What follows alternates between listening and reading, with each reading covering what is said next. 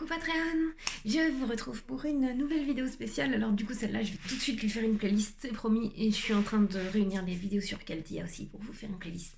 Donc voici la première vidéo de notre série sur les fées. Alors, je vais commencer sur cette vidéo par faire des généralités sur les fées. Voilà, et donc ensuite j'attaquerai chaque espèce de fée séparément. Enfin, espèce, il faudrait dire sous-espèce d'ailleurs. Donc, commençons. Déjà, les espèces de fées sont au nombre de 6. D'accord. On en a rencontré 5 dans l'ombre de Paris, mais il y en a une 6e qu'on n'a juste pas encore rencontrée parce qu'on ne l'a pas encore rencontrée. Mais non, il n'y avait pas la logique dans le scénario dans la mesure où ce sont les dryades. Les dryades sont les fées de la boue. Voilà. Alors, donc il y a 6 sous-espèces de fées et les fées sont une seule espèce, en fait, animale. D'accord. Ces 6 espèces sont donc les Aeling, les Selkie et les Sylphes d'un côté, et de l'autre les Feux Follets, les Spectraux et les Dryades. Voilà.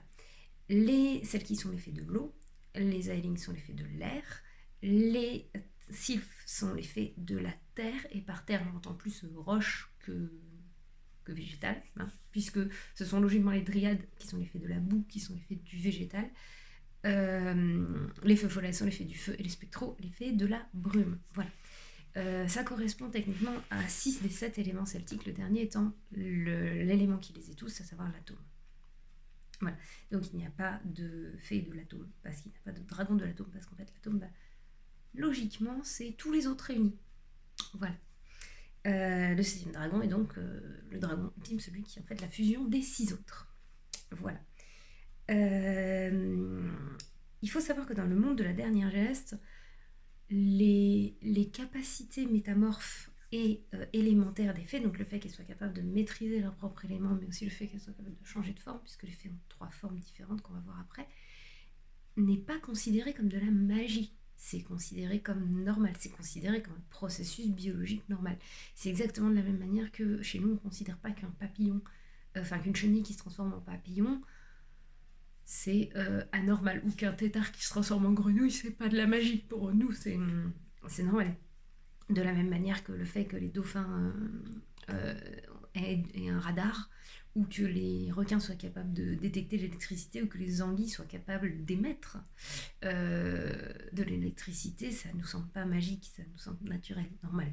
Voilà, c'est pareil dans le monde de la dernière geste. Voilà. Donc voilà, ça c'est les considérations générales. Donc chaque espèce de fée dispose de 3 formes.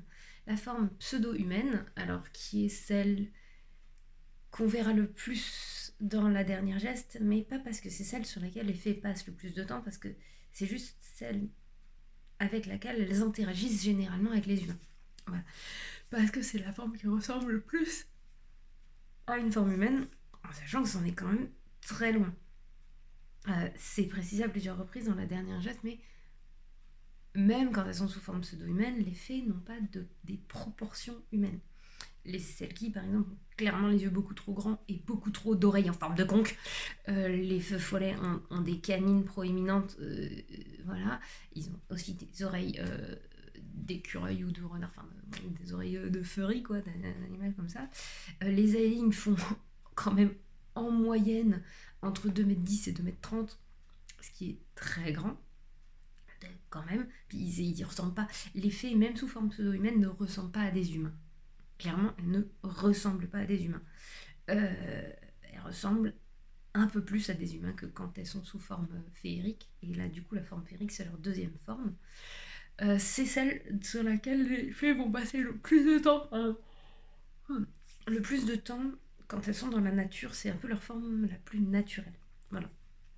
Donc cette forme féerique dépend évidemment de la forme de l'espèce de fée, enfin de la sous-espèce de fée.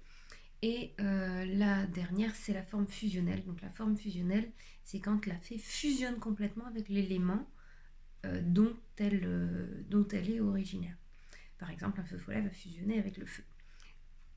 Cette forme pure, dite aussi forme élémentaire, en fait, les fées vont rarement la prendre pour une raison simple, c'est que hors contexte, il y a un risque que leur soi, leur ego, se dilue complètement dans l'élément dans lequel elle est, et donc du coup en fait ensuite leur âme se retrouve complètement diluée dans leur élément. Voilà.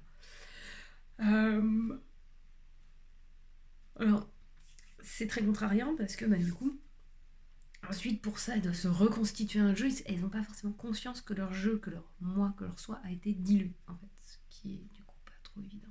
Voilà. Je suis désolée pour tous les changements de lumière, en fait si je suis pas dehors c'est parce qu'il y a plein de nuages qui passent devant le soleil et ça se voit.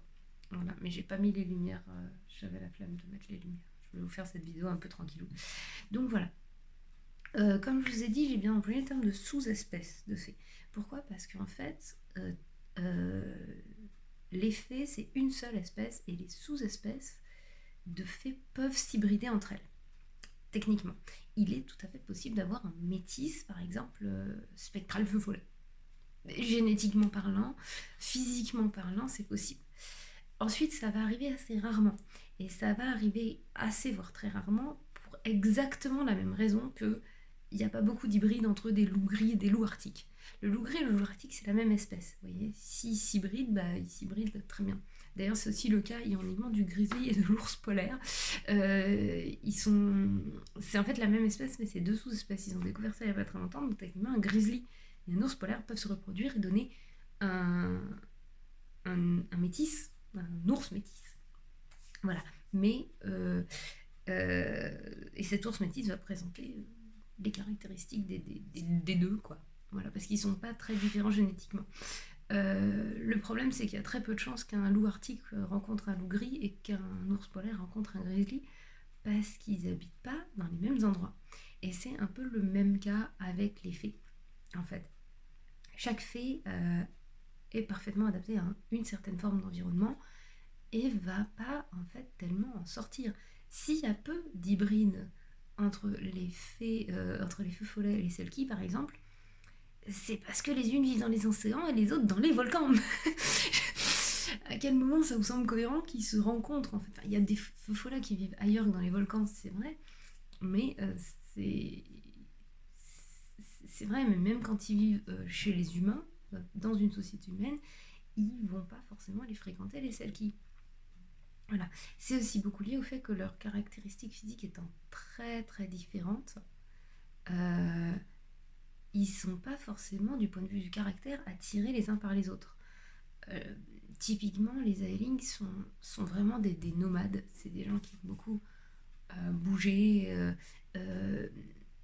Circe et Mistral dans La Dernière Geste sont une rareté parce que c'est un couple à ligne longue durée et en fait c'est rarissime. Ça arrive, mais c'est loin d'être la norme, alors que au contraire les sylphes par exemple se choisissent un conjoint pour la vie et dans la mesure du possible préfèrent avoir un seul lieu de vie et s'y tenir, ce qui fait que à part sur le rail, parce que c'est genre un truc à la fois fixe et mobile, les sylphes et les Aelings peuvent se croiser mais ne vont jamais se rencontrer et nouer des relations. Ils peuvent jouer des relations d'amitié, mais entre une relation d'amitié et construire ta vie avec quelqu'un et à faire des mômes avec, et il y a de la marge. Donc voilà, les hybrides, du coup les métis sont assez rares pour cette raison. Voilà.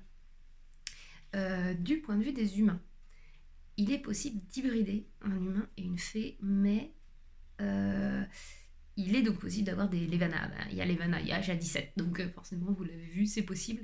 C'est vrai, c'est possible, mais il faut savoir que du coup, ces hybrides sont un peu comme les mules ou les ligres ou les tigrons, à savoir qu'ils ne sont pas forcément fertiles.